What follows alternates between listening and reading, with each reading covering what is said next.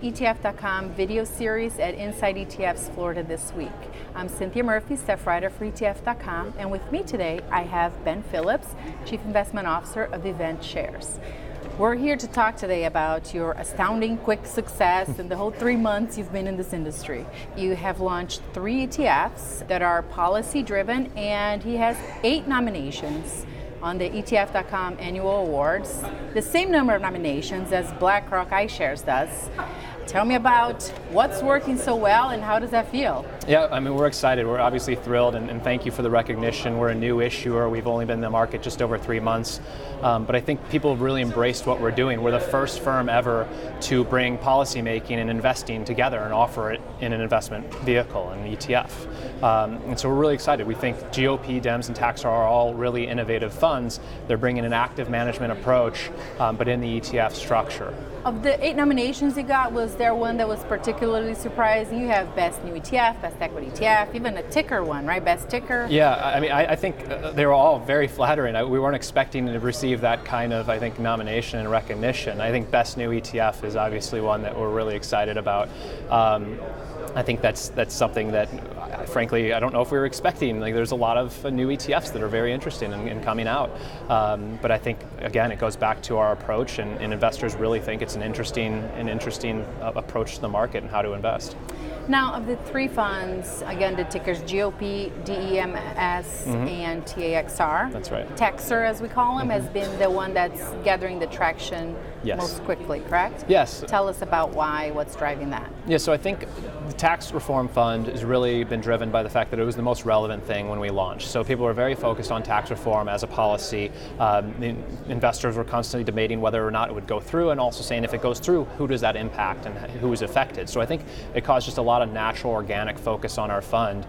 We saw media, very focused on it. We saw financial advisors inquiring a lot about that fund, more than our other funds right now. I think since tax reform's passed, it's really just shown us that people do care about policy and the impact on their portfolios, and they want to gain some tactical exposure to that. So I think it really has just been a good case study for us and really proven our concept. From an advisor perspective or investor perspective, when you're explaining your funds to them, is it easier to explain it almost like different sector? You should expect different sector tilts depending on the policy agenda, GOP versus DEMS. Is that how an investor should look at him? I think in a way, but we're really segmenting it by policy baskets. We call them sub-themes. So, for example, we have 5 policy sub-themes in both GOP and DEMS. You can think in GOP, defense, deregulation.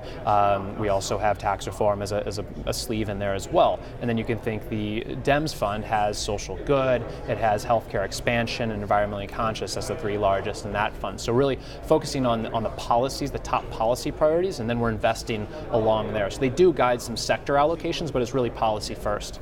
Okay, 3 months is not a long track record yet, but have you seen a lot of disparity in the performance of these funds? Not yet. So I think GOP and DEMS have both outperformed the market since launch, and tax reform is slightly above the S&P and definitely outperforming small caps, which I think a lot of people were using as a way to express their tax reform views. So it's definitely outperformed the small cap stocks.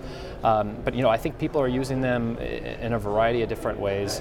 I think the performance really speaks for the fact that we're building good, fundamentally constructed portfolios with an embedded policy catalyst. So that's really, I think, the exciting thing we're building here is a good portfolio with an embedded policy catalyst. I would say over the long term, I would expect some divergence based on which policies are really taking shape and going through in Congress and regulation. Do you worry at all that, because of the specificity of GOP versus DEMS, you're polarizing perhaps your potential clientele, or is that not a concern?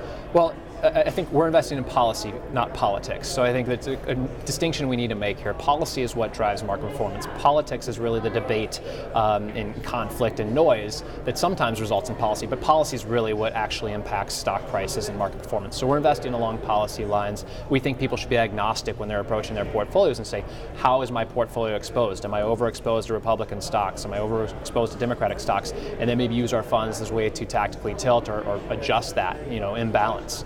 Another thing we're offering is we're launching our dashboard tomorrow, which includes a policy meter, which tells investors whether the current market is Republican or Democrat. And that's expected to persist. It also helps inform portfolio positioning. So if it's pointing strongly GOP, that is suggesting some things, about how you should be thinking about positioning your portfolio over the medium term.